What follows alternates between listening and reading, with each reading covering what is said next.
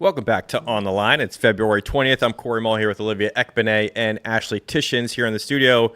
We've got everything for you this week, but today's podcast is brought to you by Firefly, a revolutionary, portable, and clinically proven full-body recovery device used by professional, collegiate, and elite high school runners to recover 3 times as fast. Firefly Recovery Redefined. For athletes, coaches, or fans interested in Firefly, use promo code MileSplit to receive 15% off any Firefly starter kit purchase. We talked about this last week, but Firefly, we've all used it. We all like it. Yes. We're all going to use it again. Yes. And I actually had a chance to talk with Brian, too. He ran the Austin half marathon this weekend, and he said he put those bad boys on after he was done racing, got a massage, and it just helped him bounce back. Like yesterday, he was in the office just springing around the office like he didn't even run a half marathon. So Love it. Help with recovery for that. Love it. Mm-hmm. Just all those, electrics going through the legs. Love it. Great. All right, Firefly. Use promo code MileSplit to receive 50% off any Firefly starter kit purchase. On today's show, we'll recap 5 of the best race videos of the week. We'll recap a national all conditions best, and then maybe a little bit about the ensuing controversy about something entirely different. Mm-hmm. We'll dive into under the radar athletes. We'll talk a national record that we think that all is but assured to be broken. And then we'll finish with the national meet of the week, which is the PTFCA Indoor State Championships. But first, we got to talk to our girl. Yes. Elizabeth Leachman, the sophomore from Bernie champion, broke a high school national record in the 3,200 meters to begin her outdoor season. Then this past week, she broke it again, clocking a time of 9:43.74. She's the reigning Texas state champion in the 1,600 meters. And in December, she won a Foot Locker Nationals title. She's a girl who's doing everything now. It's Elizabeth Leachman. Hey, Elizabeth. How are you? Thanks for being on the show. Hi, I'm good. How are y'all? I think we're fantastic. We keep seeing you just rock these 3,200 meters like it's nothing. Yeah, I mean, it's been a fun start to the season for sure. All right, let's start with that outdoor opener a few weeks back, 9:45 in San Antonio, which was a new outdoor national record. Talk us through a little bit with that race. Can you reflect a little bit about going out there for the first time outdoors? How did it play out for you? Yeah, I mean, I didn't really know what to expect. It's been a while since I've run a track meet, I guess. And so, yeah, I was kind of going into it with no expectations, but kind of just the idea of wanting to see what I was able to do. And having my teammates there and just my coaches to really support me really helped me run the race better than I had anticipated. So it was a really great opportunity. That's awesome. And I think it's not every day that we hear someone break Caitlin Tuohy's national record, and you happen to take it down in your season opener in that 3,200 meters. Was that something you wanted to accomplish? Like, was that something you had on your radar of like striving for this season? I didn't know what her record was, not exactly. I think the goal had kind of been to see if I could get close to 950. So I guess in a way, yes, but not specifically, no. And then, a little bit more about that race too is a little nugget that it just kind of blows my mind a little bit. I know when you broke that record and ran that 9:45, your coach said that you were laughing. You were just kind of like, it almost seemed like it was a jog in the park for you. And, it was something that I believe it was supposed to be a workout, but then I believe you hit under 5 minutes in that first mile and then you just kind of shrugged like, well, I guess we might as well keep going with it. Like, I guess in some of those, those record-setting races like that, how are you able to still just dial in such a fast pace and almost like a nonchalant fashion almost? I think having my teammates there just really helped. I think that sometimes people don't take into account how helpful that is, but the whole time, all the way around the track, I had teammates cheering me on, supporting me, yelling my splits, encouraging me. And so that just made all the difference. Now, your indoor season, I'm assuming, isn't quite over yet. Am I correct in that assumption? Yes. I'll be going to Nike Indoor Nationals in March. Okay. Well, that's great. I'm assuming like training doesn't really change, but when you sort out how to attack that indoor race, obviously it's a little different competing on a 200-meter banked track as opposed to an outdoor track. So as you look ahead to Nike Indoor, like what are your plans and how do you attack maybe your last indoor race of the season?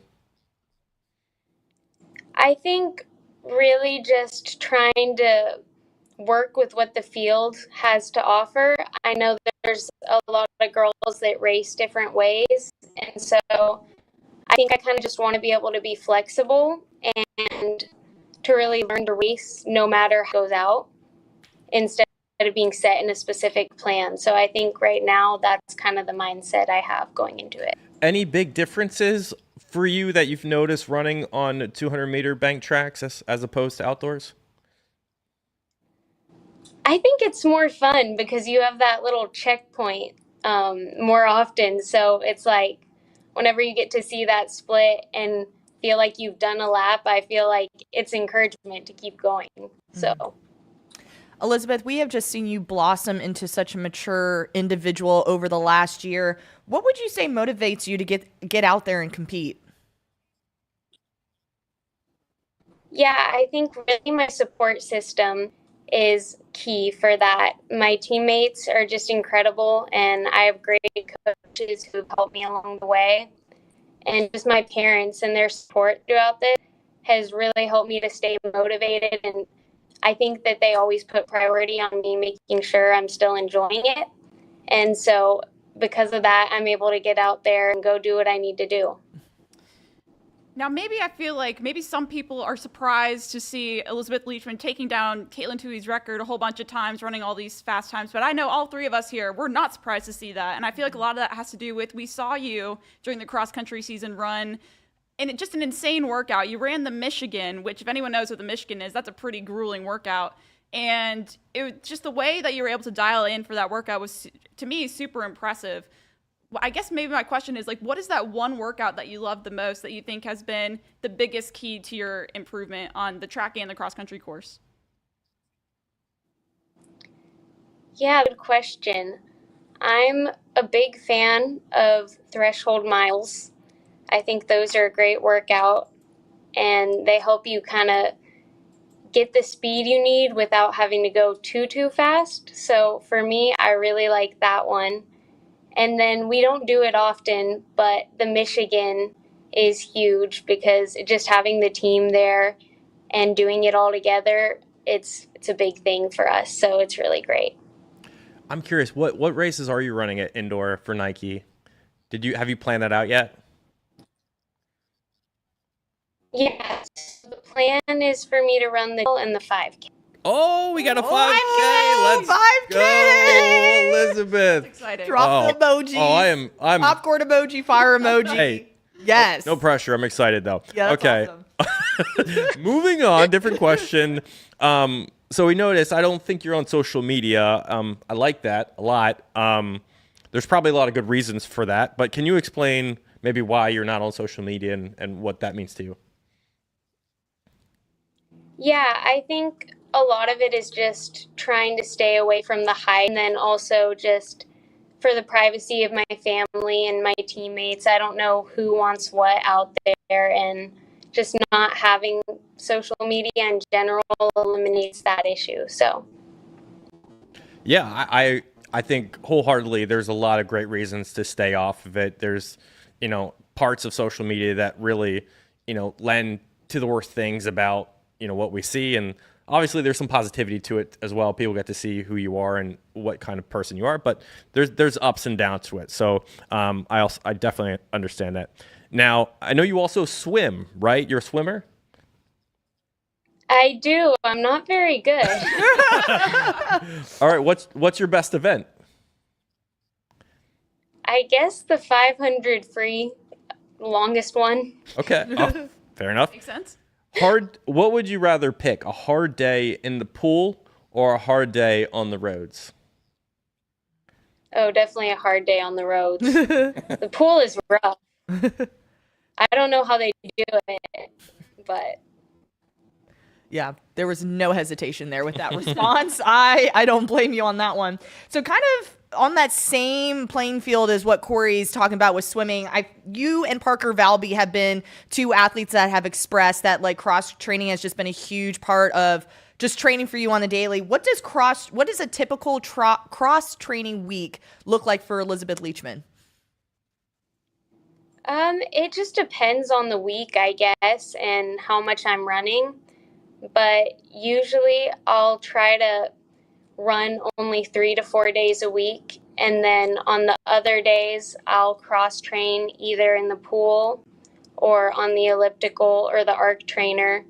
And then occasionally I'll do a shorter session on the elliptical or on the arc trainer after I run, just to kind of shake my legs out and speed up that recovery.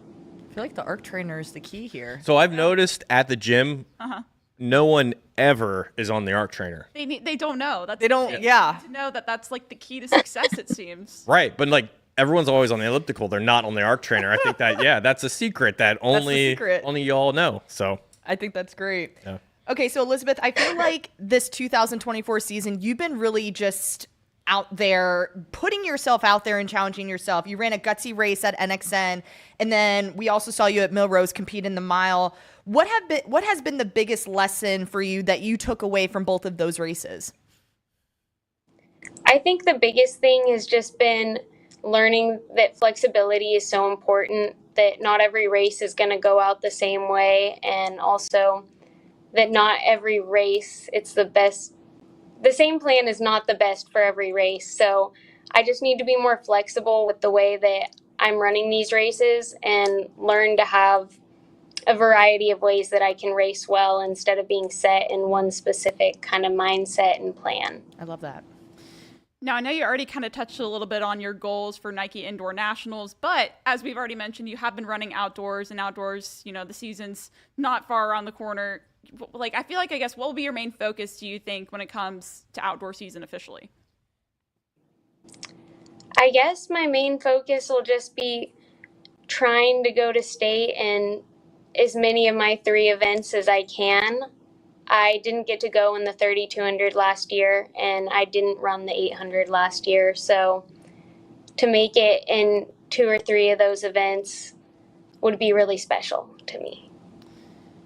Now, a little fun question here. I want people to know, what's a fun fact about Elizabeth Leachman? We all know you as just this sensational runner, but what is something that maybe people don't know about Elizabeth Leachman? Well, I would opt for sushi over pasta for any race. Oh. That's the typical meal. So. Wait, what did you say? Say that one more time. Did you say sushi? Yeah, I did. It's risky, but I go with it. Love it. Sushi over pasta. Sushi. I'll take sushi any day. And then this is a build on to that, and it's our last question. But you are from San Antonio, like the area, Borny Champions, like 30 minutes from San Antonio. What's your favorite part about where you live, the region, the city, everything? Well, what I love about Bernie, it's pretty small. So you kind of stay away from the big city type of environment, but we're so close to the city that we can go in to get anything we need, and it's not a big hassle. So you kind of get the best of both worlds. Love it. Well, Elizabeth, thank you so much for taking the time to speak to us out of your day. We know you've got plenty of season left, a lot of good things to aspire to, and we will be rooting for you along the way, okay? So thank you so much. Of course. Thank you. Alrighty. Elizabeth Leachman from Bernie Champion out of the San Antonio region. She is one to watch in the future, and we're definitely looking forward to what she can do. Let's head on over to our next subject, the top 5 race videos of the week. These were compiled. You two have not seen and I don't want them. To. No, I want to see it live. I like how we did it last week where you got the natural reaction of watching the video. Yeah, I like it too. We can kind of experience it together, although I've seen it, but I know what happens. But all right, our first video that we're going to bring up here is from the CIAC State Open Indoor Championships in Connecticut. It is a 1K race. A national championship level athlete, Sohib Dissa, is in the race, and he kind of takes on the field here. It's very impressive. Sohib Dissa was a qualifier for Foot Locker Nationals this year. Really good athlete. I think that's the New Jersey athlete, right? Or New Jersey race right there. But we're going to try to find the video in the meantime. But any thoughts on Dissa? I mean, really good marks here. 355 for 1500. This is the race. Very pixelated to start, but we can play it from this point forward. This is with about 200 meters to go in the 1K.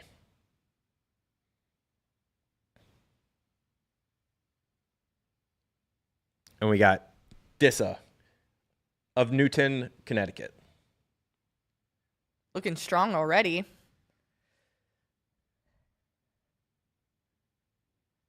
He's got about 100 meter, starts to pull away here. Yeah, you at this can see point. that in the sprint. Flat track. 2:30 is not a shabby time either. It is for not, sure, in no. a 1K. Yeah. On a flat track, too. Yeah, especially on a flat track. Solid effort there. Yeah. That's great effort. I pulled this because I think Dissa's a underrated guy in some ways out of Connecticut. He was 10th at the Northeast region of Foot Locker, getting himself to Foot Locker Nationals. And he's only a high school junior. So races like this matter. Yes, they do. Seeing him one last time around the track. Yeah, just imagine if he had a little bit of help with a bank. Yeah. We'll likely see him. I would think he's the type of guy that would probably perform in March at a championship. Yeah, you're probably right. Yeah. The next video we're going to bring out, number 4, it is out of Colorado from the Let's Be Real Championships in Colorado Springs this weekend. Our state editor in Colorado, Bobby Reyes, was out there, and this is going to feature Broomfield Legacy's Gabriel Stepson in the 400. So this race out at Colorado, obviously they're running at altitude. Yes. Different. It is different. Helps the sprinters. Obviously, there's like a tug and pull with altitude, right? Yeah. When it comes to that. For the sprinters, it's like you get that little bit of a boost technically when you're at altitude. But when does that boost end? Is like 400 too long for like that boost? I think right about It is. 400 is That when seems you get about right. Yeah, and then it gets to the point where you're feeling it like in your legs. So right. And what I can see is, Ashley and I were in New Mexico this past weekend, and the altitude is something serious. I was struggling. You were struggling. I was You were out there on runs. Ashley will tell you I was complaining every day. yeah, you were complaining. So yeah, I think we're bringing up now. This would be girls 400. That's the video featuring Gabrielle Stepson. There we go. Here's the start of it. This is shortly into the start of the 400 meters here at the Let's Be Real Championships. Again, Colorado Springs, flat track, 200 meters. Here we go.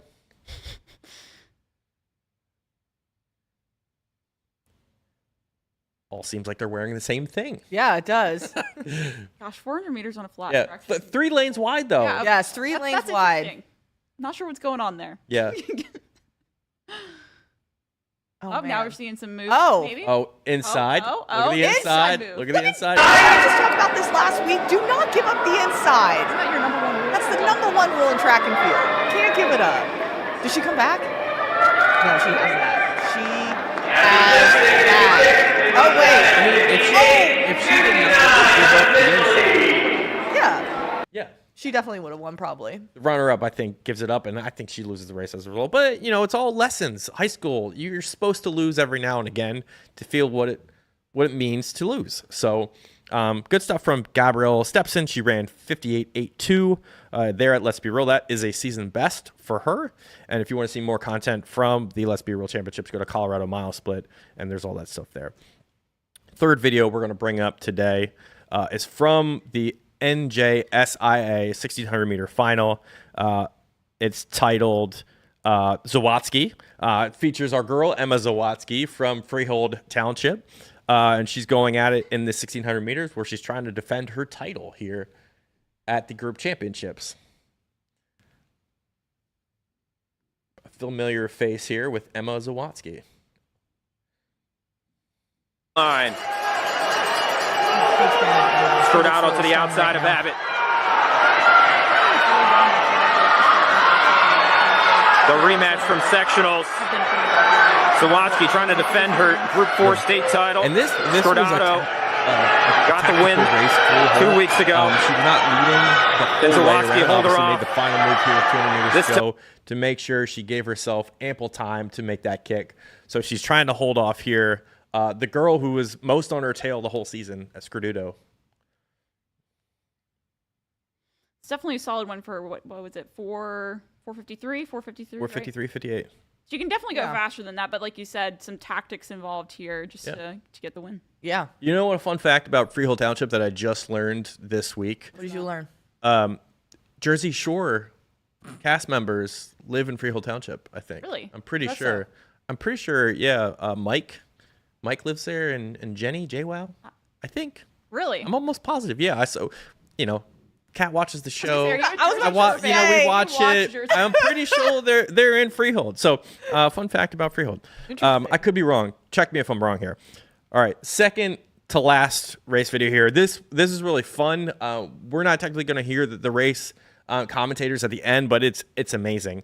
But this is the Louisiana Division I 400 meter final from this weekend at Baton Rouge, and it features a really just great race overall.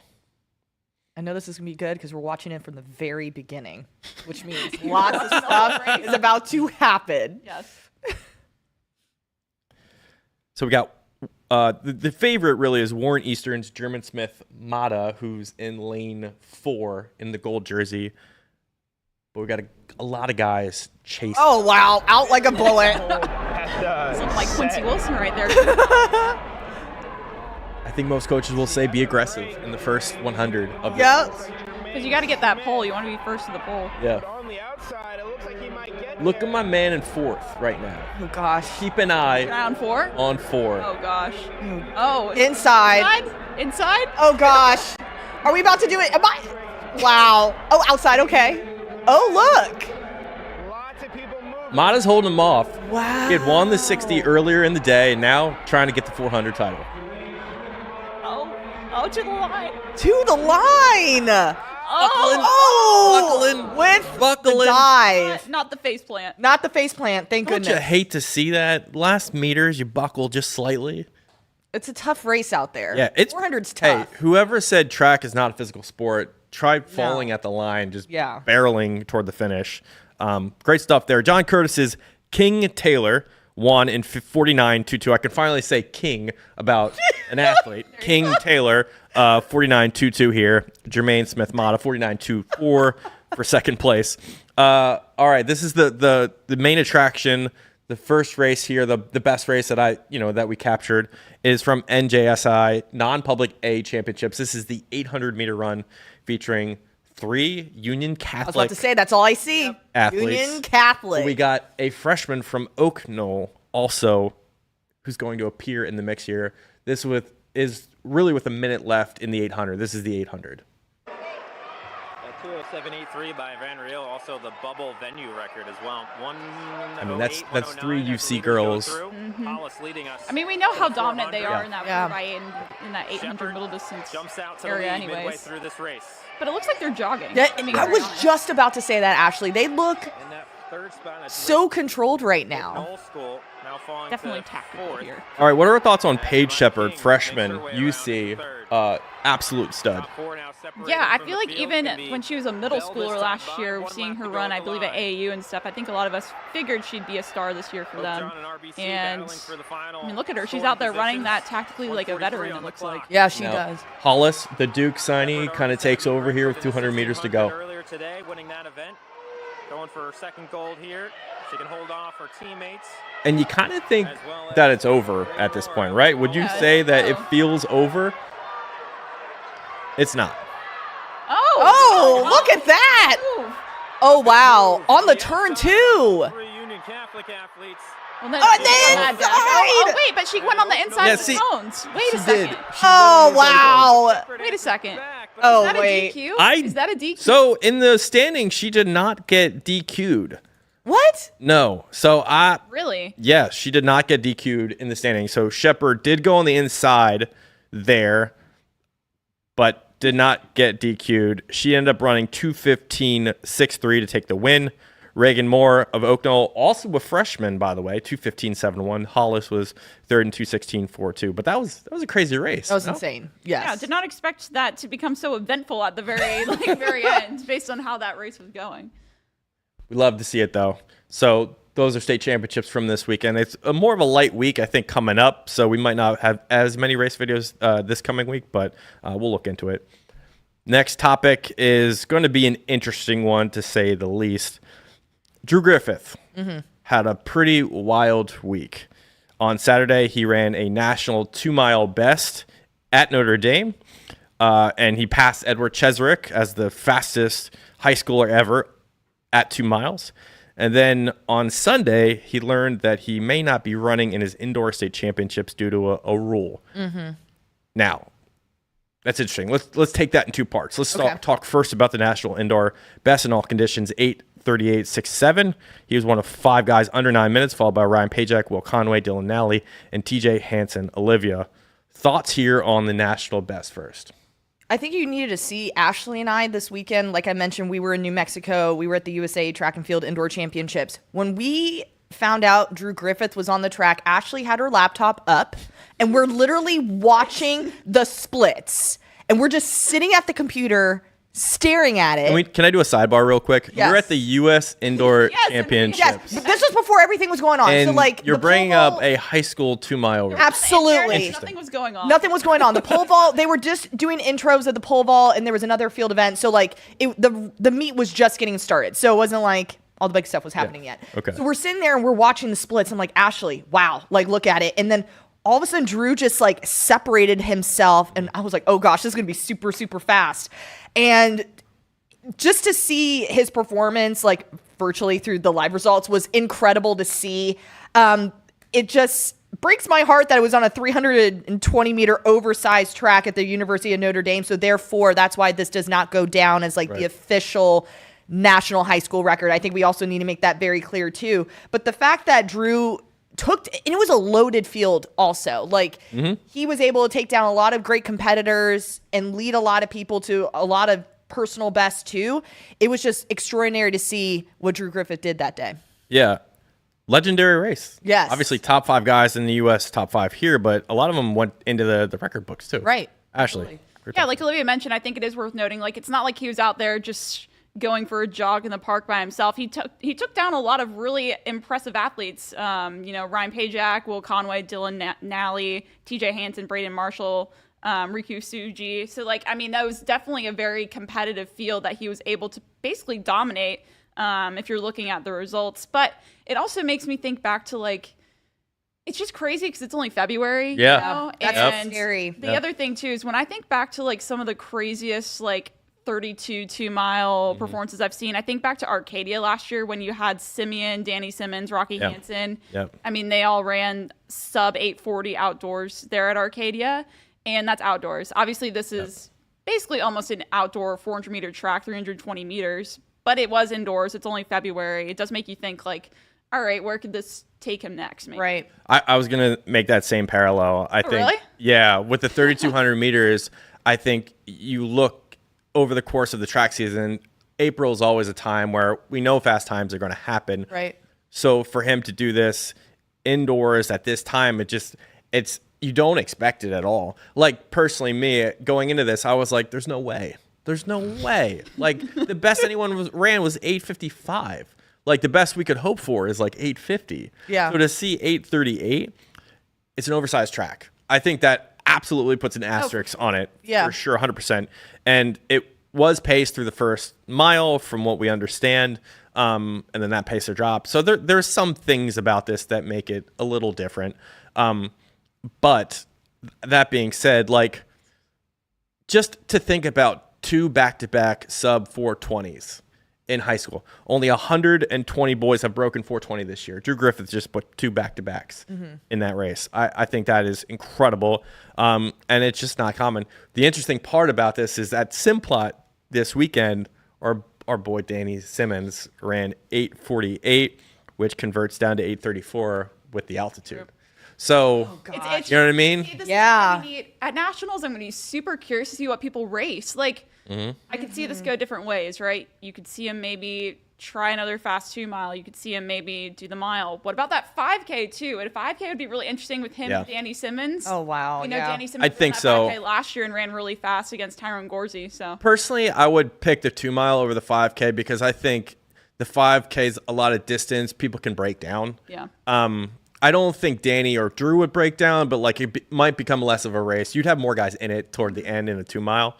But that being said, and also Danny Simmons broke 14 last year in the 5K. So either want to go back to it, break a national record or something else. So all things to consider here.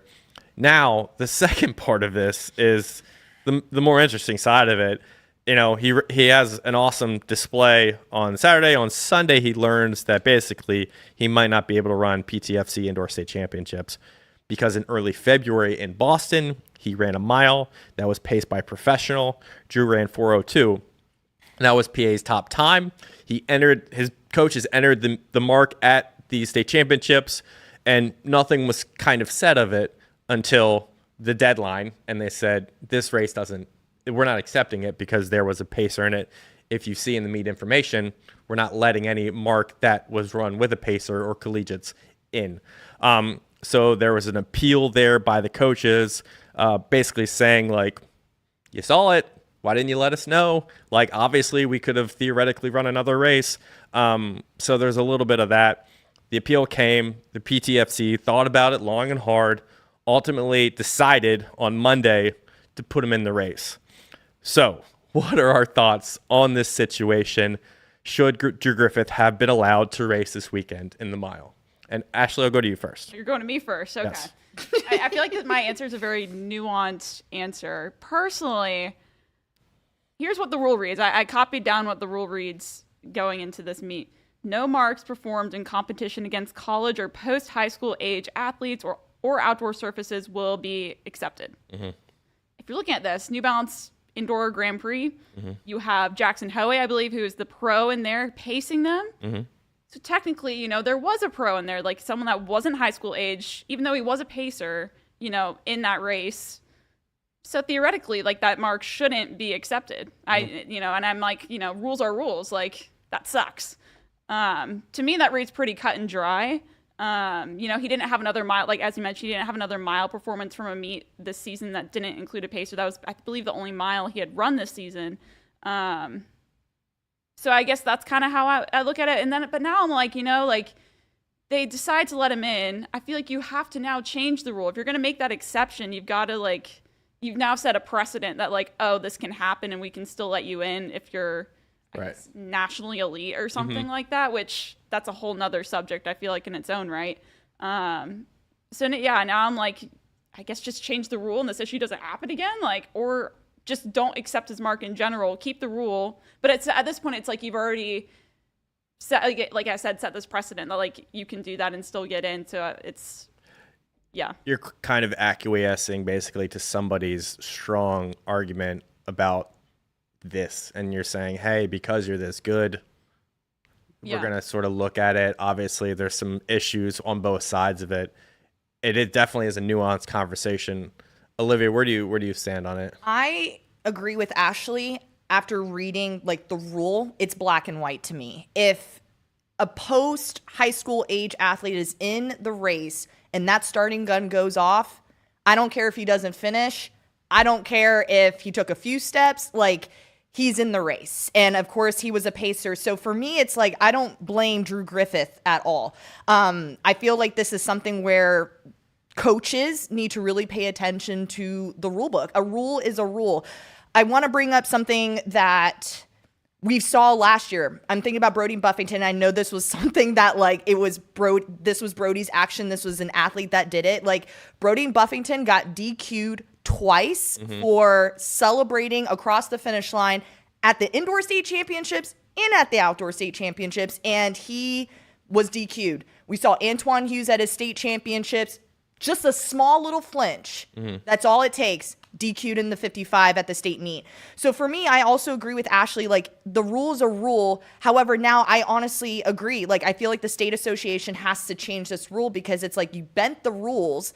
You allowed another athlete to, and I understand, like, it's Drew Griffith. Like, this is a really big athlete that wants to defend his title. Allow him to compete. So what I think about is this era that we're in. We saw it with Shanti Jackson last year. We saw it with Mia Brahe Pedersen during the indoor season last year, that these athletes want to compete. They want to be challenged. Allow them to compete against the collegiate athletes, the professional athletes. I think that's a great opportunity for them to develop as individuals. Allow them to do that. But I feel like moving forward, I feel like this rule needs to be changed and just say, hey, you just need to have a performance to your name to allow yourself enter the state meet. But I also get where the state association is probably coming from, where they're like, we want our kid, like, we're protecting the kids and we want them to compete against athletes their own age. I get that too. But now that Drew Griffith has been allowed into the state meet, I feel like we can't have that rule now moving forward. I'm not so, I think, caught up with that. I think there's some arguments to be made about keeping the rule and kind of having more disclosures or information about it in next year. But for me, I'm really torn, because on the one hand, I'm really pro opportunity. Yeah. You know, athletes should be allowed opportunities to race if mistakes happen. And the one aspect about rules is, obviously rules are created, but rules aren't always the best emblems of what things are. Like, laws are made to be changed. Right? That's the system we live in. Laws can be changed over time. And I think this is one of the rules, I think, of the sport, maybe written decades ago, or you know, maybe recently, but like, obviously the sport has changed for elite athletes like Drew Griffith, who are given opportunities like this to race different kinds of races.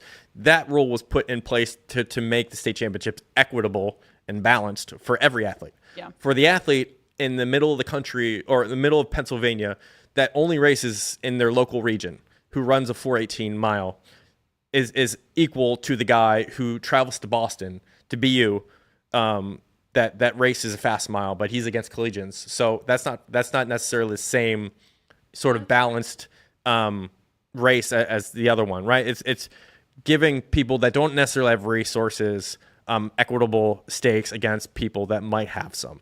So I get that with the PTFCA.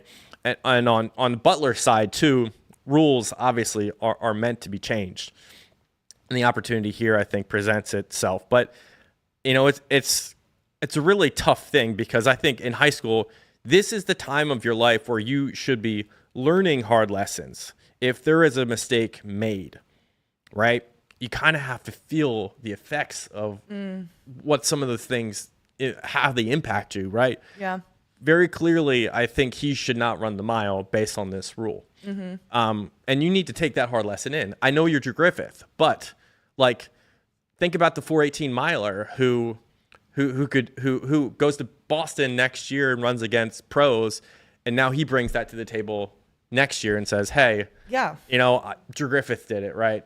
Why can't I? Yeah, that's what we're all thinking. That's why I think you need to keep the rule, because if you open it up and you change it, then that lets anybody in PA that has the resources to go anywhere they please to get a fast time come back to the state championships. Oh, I see your point. Yeah, It's but just also hard I'm just like, because it happened, you know, and we can just have the same conversation. Like, if it's like another kid, as you mentioned, runs 418 at BU, but they can say, but you allowed Drew Griffith to run the state meet last year. Yeah. I'm doing the chat. exact same thing. We have a chat. All right, we have Brian from Brian Dival.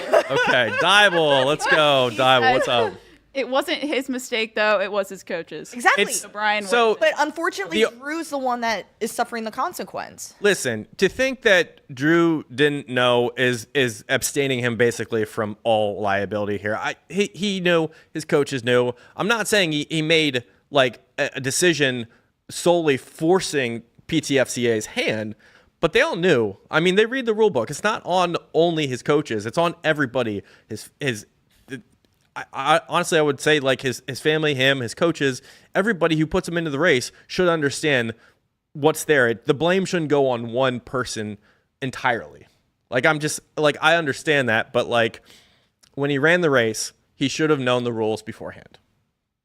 So just run after, like, your team goes and they have their season opener. Just use it as a workout. Run a mile as a season, you know, as a workout, and that would have been fine.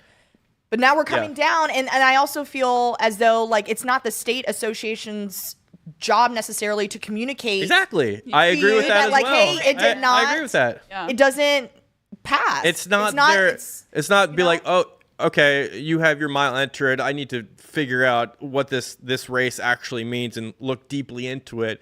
No, they have a whole body of schools and athletes that they have to look over. Constituency, as you may. Like, they're not going to look at one thing and come back to you and say, hey, this isn't acceptable at this point. Like, they have a larger job to do, not just one person. So I don't know. It's a whole very nuanced, tough thing. Yeah. So, like you said, it's hard because it's like you're pro opportunity, but it's also like rules are rules. Yeah.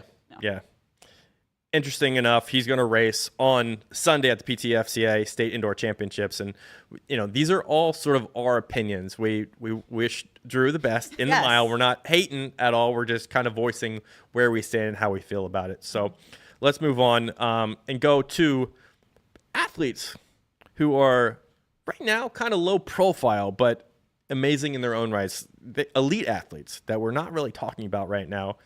Dominic Curley, Elisa Samuel, Dana Wilson, Ethan Edgeworth, all of these athletes. Alden Morales will actually add to that too. Low profiles, but doing some amazing things this year. Olivia, let's go to you. We need to talk about Elisa Samuel a little bit more than what we've mentioned. I feel like she's been kind of like underneath the surface a lot this season. She's only competed twice. She competed at the VA Showcase, and she also competed at Millrose Games, which I don't think people knew because she was in that professional field, so she wasn't in the high school race. But the fact that she's U.S. #1 in both the 55 and the 60 meters just speaks volumes on just the talent that she has right now. She's gone 775 in the 55-meter hurdles and then 826, which she ran at the Millrose Games. And so she's a young, talented lady to the right of your screen there. But she's just a talented individual. We saw her blossom last year, and so that's when she really she's been on my radar since then. But her indoor season has been pretty quiet. Like, just 2 performances to her name, and I feel like we can't forget about her. So this is an opportunity for us to remind the world the talented hurdler that she is. Yep. Love it. Ashley. I get to talk about someone from my home state. I had to talk about Dana Wilson. She competes for Greensboro Day School in North Carolina. She's a senior there. Totally underrated when you look at what she's done in the 55 and the 60 meters this season. She's gone 742 in the 60, and that was at the Mondo Elite High School Invitational, which is good for NC #1, US #14. So she's up there in those national rankings. And she's also at US #14 in the 55, which she ran 694 at the NC Runners Independent Schools Indoor Championship just last week. But I feel like, again, she's underrated, and she shouldn't be, because if you look at what she did last year, she had a really good season at national championship meets, right? Mm-hmm. At Adidas Outdoor Nationals, I believe she won the 100 and was second in the 200 there. And then she was second in the 60 at Nike Indoor Nationals last year to, I believe, only Mia Brahe Pedersen. Yep. So this girl's up there. I mean, again, she's competing with people like Mia Brahe Pedersen, who is arguably one of, the top sprinter high school in the nation right now. So yeah, I feel like she's one that you got to watch out for, especially when we get into these national championships. Sneaky good. She's sneaky good. Sneaky good. Elisa has always been good, but under the radar, but she's sneaky good. Mm-hmm. Dominic Corley out of Spokane, Washington. This guy, I don't know. We haven't really, obviously he's competing in Washington, Spokane Invitational earlier this year, went 6.64 in the 60, which is number 13 all time. That's crazy because we weren't talking about Dominic over the outdoor season, right? Comes into the indoor, he goes 6.64, 6.66, 6.70, 6.73, 6.74. He's clearly the #1 runner at 60 meters this season. The only guy that's probably close by is Jelani Watkins. But this is spectacular in the sense that he is shot up through the moon in the course of 6 months to be the best indoor 60-meter sprinter that we're seeing right now. Can he go after 6.57 by Osama Senga and Casey Comas? Do we think? Mr. Corley, who just competed at U.S. Indoors and ran 6.66, can run 6.57 in March? I don't know. You don't think that? I don't know. What we saw Masinga and, Casey Kumbastu, I think, is just out of this world. Yeah. Assam's last 60 of his indoor season last year was 6.57. So I don't know. I don't want to be a hater, but he literally opened with the 6.64. Like I think he's capable. I think he's capable. Okay. I'll say yes. I think he's capable. I'll say yes. Right now he's on par with Trentavious Friday, Nick Harbour, Brody Buffington. Those are where he's right now in the history books. Let's see if he can move up a little bit. Anything else to add on Ethan Edgeworth out of Alabama? Really good. Does he still have the 2-mile lead in the country, or the 32? Not the 2-mile. No, I think that just got broke by Danny Simmons. Oh, correct. But he's still one of the top ranked. Yeah, he's two. He's two, 853. Yeah, in both the 16 and the 32. So one of those top. Small school in Alabama. I just wanted to give the guy props. I mean, obviously, he doesn't compete against great guys up until maybe March, but he deserves some credit there. All right, let's go to the national record watch. Some national records have gone down already, but some may be in store for us soon enough, which brings us to the 4x200. Bullis School's girls record of 134.75 from 2018 could be on the verge of going down this year, with Montverde Academy's girls just 0.03 of a second away from the mark. Olivia, I think you're pretty on the nose here. I'm right on the nose. I'm like 95% sure this is going to go down. The only reason why I'm giving that 5% is you just got to do it on the day, right? And the next opportunity for this to happen is nationals. So I'm taking into consideration, part of that squad is Deja Hodge. So they're going to have races underneath their belt before they step into this 4x2. But we already know Montverde Academy looks ready to go. They were just 0.03 of a second off running that at Millrose, and they pretty much I don't want to say they did by themselves, but like Bullis was right there. Bullis was a few steps back. They went 1:35.25, but that's about a half a second lead. So I feel like Montverde is just right there, and I can see it going down for sure at New Balance. They just got to put it all together one last time. A lot of pressure. Ashley? See, Lip said 95% chance this goes down. I say 100%. Oh, God. Oh, Ashley. God. What? Ashley! Look at this. Okay, they like you said, they're only 0.03 of a second off at Millrose. 134.75 is that record. At New Balance Nationals, I mean, that's the place where you're going to break records, right? And Montverde has the crew to do that. Again, they already broke the 4x4 national record earlier this year at the VA Showcase.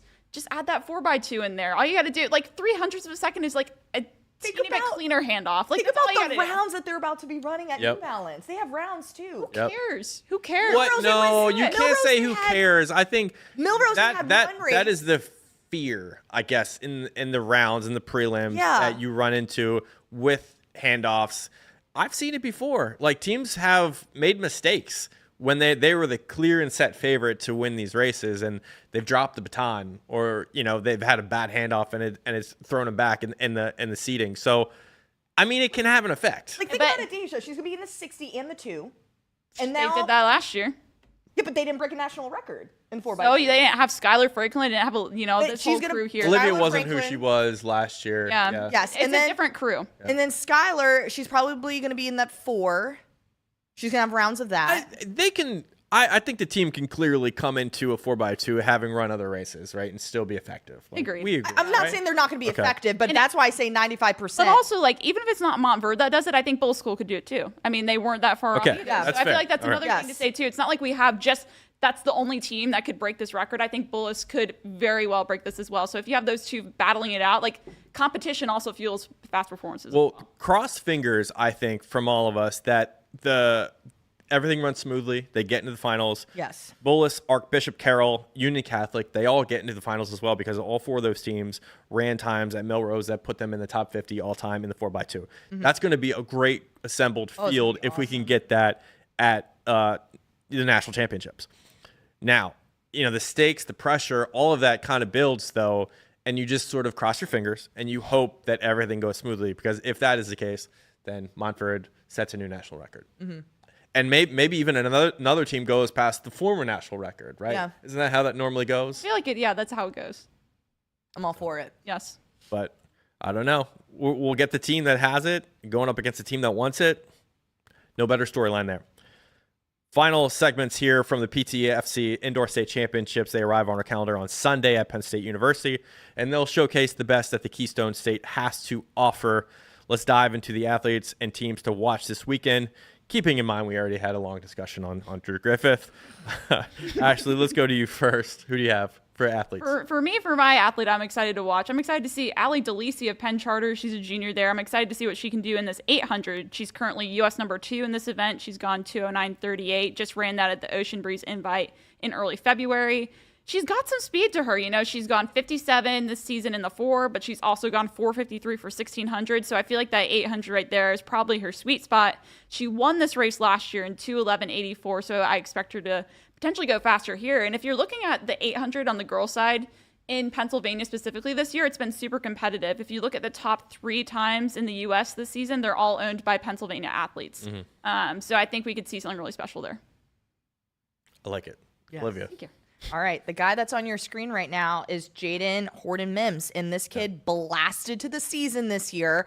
Really caught a lot of our attention after he edged out Quincy Wilson in the 300 meters at that Armory Officials Hall of Fame Invitational. Completely demolished a 38-year-old record where he went 32.92, which is currently right now U.S. number 2, right behind Kane Stanley, who did that at Millrose. But he's entered in the 200-400 double, and I'm excited to see how much faster this kid can go. He went 21.20, and he's also gone 47.60, which puts him in the top 6 in the nation right now. He holds that number 5 spot in that 200, number 6 in the 4. So I feel like this kid, Jaden, is on a roll, and we could potentially see something fast from him. State record in the 200, Austin Kratz, 21.01. Does it go down? Ooh.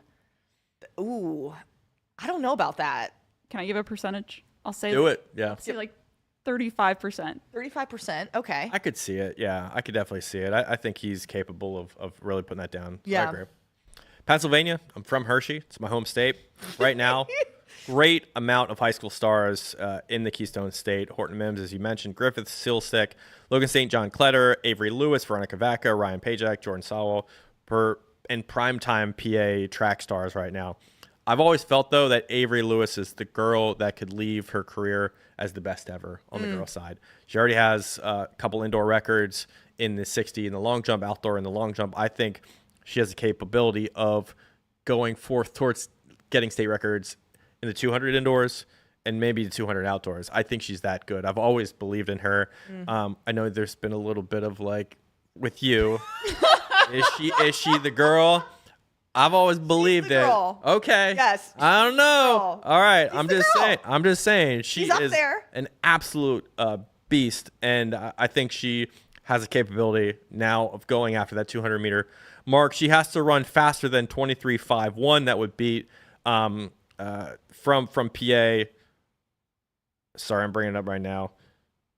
Thelma Davies from 2019. That's who she has to beat in the 200, but obviously she already has the long jump record and the 60 record of 7.22 from last year, which is just lightning fast. So Avery Lewis for me. She's in those 3 events this weekend. All right, top race on Sunday. It might very well be the girls' mile, which will feature Logan St. John Kletter, Olivia Silslack, Ren Kuklier, and many others. Is this a foregone conclusion on who's going to win?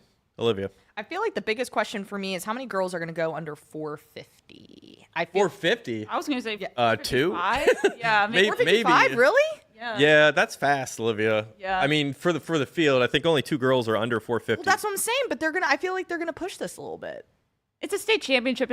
Tactics are more involved, I feel like. I see. Yeah. But I'm rooting for multiple girls going under 450. Yeah. Right now, I feel... It feels like there's going to be 2 packs, though. there might be 2 packs, yes. Yeah. But I feel like, as you mentioned, Corey, this is such a loaded field, and that's why I'm so excited to see this girls' mile. You have Olivia Slack, who's the fastest girl in the state in the 800 and the 1600, while Logan St. John Kletter is the state fastest miler and 3200 meters. So we're going to see this like clash a little bit between distances between these athletes. But Logan right now has the fastest time in the state with a 4:48, which she ran at the VA showcase. And then Ren, as another athlete that you mentioned, went 4:53.